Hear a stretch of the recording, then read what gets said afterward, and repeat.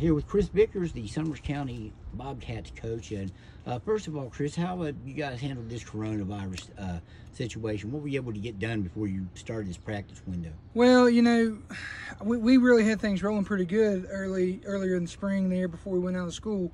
You know, we're averaging 25 to 27 kids every day. You know, of course, we went out of school in March and couldn't do anything for that period of time. So we were a little bit, we just weren't sure how things were going to work out once we came back. But you know, we came back the second week of phase 1. Time we got everything worked out. You know, we worked out in our pods, but we ended up, you know, having 25 kids. About 25 kids total, you know, even during that time spread out. But once we got through all of our pods, that's about the number we had. You know, we started out with you know, that first week we're outside with conditioning, and we did some weight stuff outside.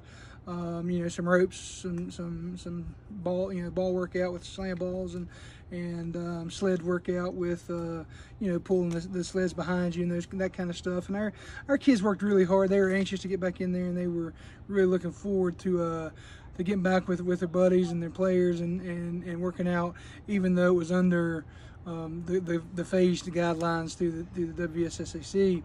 And then once we got back in the weight room, again, you know, our numbers have stayed up. You know, these are the best numbers that we've had in a long time, for sure.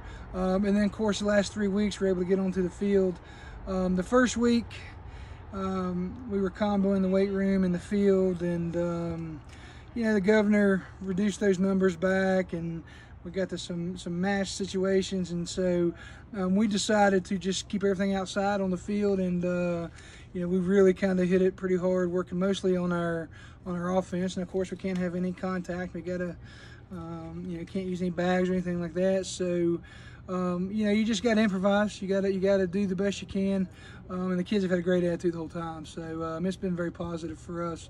And we just look to move forward here. You know, after this week, you gotta have to go back almost to kind of like phase 2 conditions. You can get back in the weight room and conditioning, but you know, we'll try to use some of our flex days as well.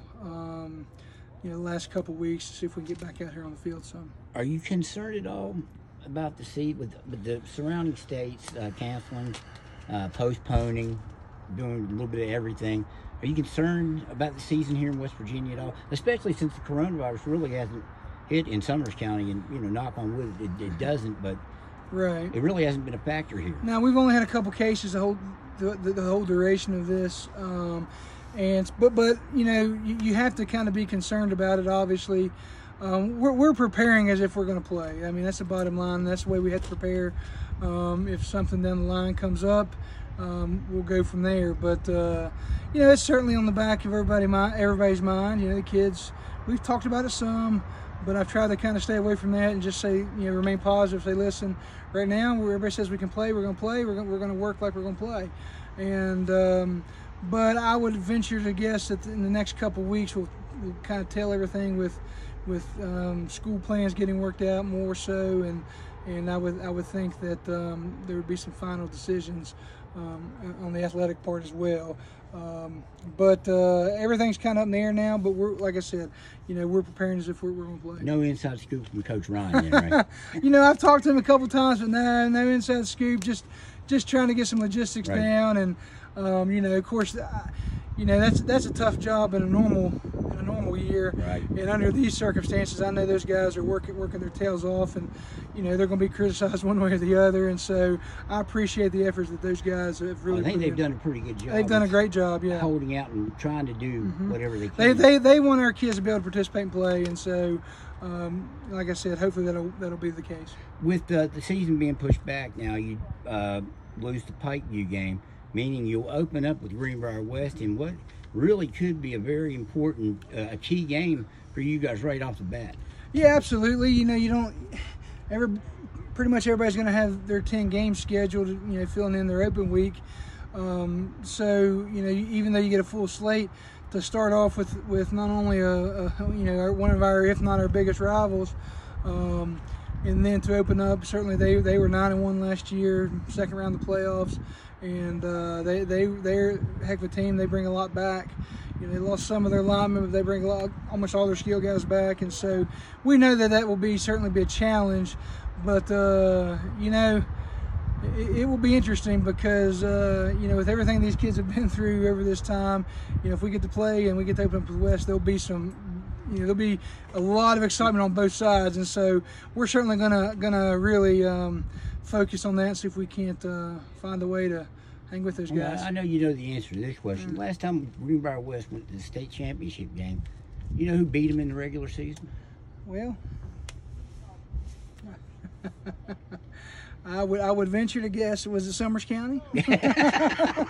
Yeah, a good guess. Absolutely. They those guys, when they won the state championship game, they had Frazier and Malik Boatwright was on Boatwright, yeah, and Frazier was a heck of a defensive player, and Boatwright was a heck of an offensive player, and of course they've always had great coaches there and tough, hard-nosed kids, and so I remember those days, and I remember playing Boatwright when I was at Independence, and those guys, and they got on us pretty good, but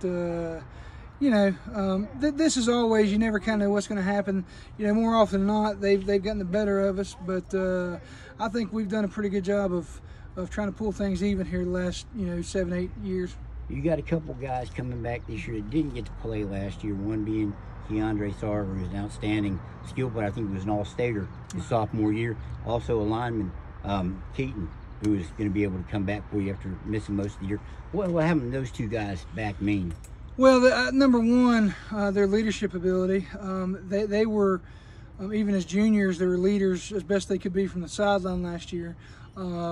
But having them back on the field, our other kids are more confident having them there.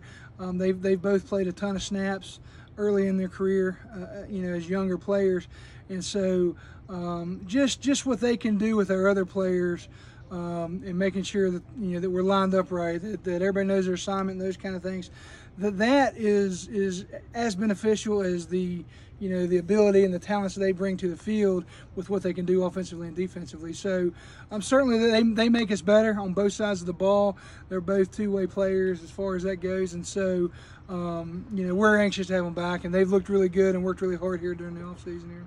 Sarver especially he was coming off an all-state season. Yeah. To miss the year had to be tough. I mean, do you think he's got something to prove now? Well, I think he certainly has a little bit of a chip on his shoulder. He's worked his tail off. Of course, when you come off the injury that he had, you got to focus on your upper body while you're recovering. He got his bench up to 300 and right at 300, and so he's worked hard. I know he definitely has. He wants to prove something. He's a heck of a defensive player, but he, as a sophomore, he made some great catches and made some big plays on the offense. Will you find ways to maximize his skill set? Oh, I think so. I mean, we will be, we'll have to kind of find the best time to attack with him this year, that's for sure. But we'll certainly get him the ball in games, and I expect him to just have a really good year defensively as well. So, Chris, I appreciate it. No problem.